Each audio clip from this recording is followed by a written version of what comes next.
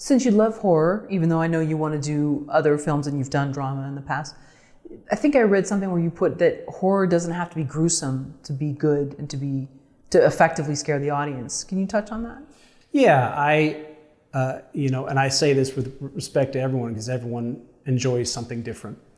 And I can certainly respect that. For me personally, I was always a fan of the horror films of yesteryear. The Universal classics and so on and so forth. Films that relied on atmosphere and drama and conflict and those type of things to really bring out a different kind of scare. They didn't need to throw a cat from around a corner and they didn't need to tear someone's face off. It was the kind of horror that would really get under your skin, or maybe it wouldn't hit you until the next day. Something that was, just kind of marrow deep. It would just kind of get inside you, and it was all about the story. That trend in Hollywood and in other places kind of goes back and forth. There was a time in the early 2000s when what used to be considered extreme horror became mainstream in terms of violence and things like that. You had the Hostels coming out, you had Saw coming out, and that became very popular. Really disturbing, realistic violence.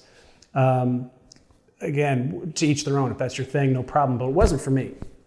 So I was sitting there for many years going, well, gee, is horror really where I want to be right now? Maybe I need to explore some other genres and whatever, but the fact is, the world over, horror is always being made in different ways, surprising ways.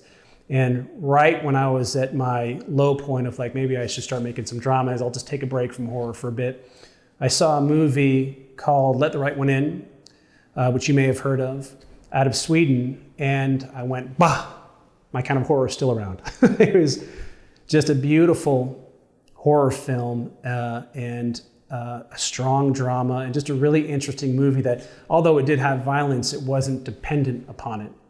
It was relying on different variables to unsettle you and to scare you.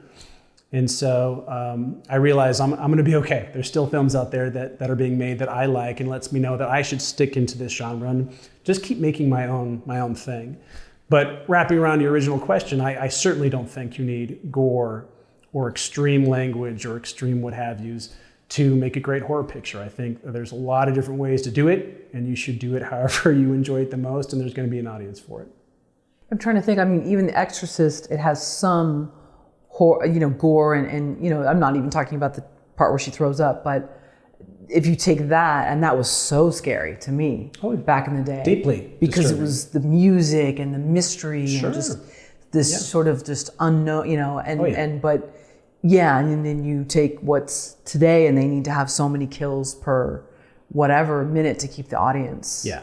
Yeah. Well, I'm sure there were horror films even back in the day that were considered more commercial or more extreme or whatever it may be. But, one of the things I love about horror is it's always evolving, always surprising you. And there's always a new, bold vision that's going to come from left field that will influence the next 10 years of what horror is going to be.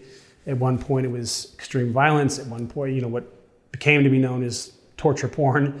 There was found footage, and who knows how many subgenres these days. There's a zombie subgenre and so on and so forth.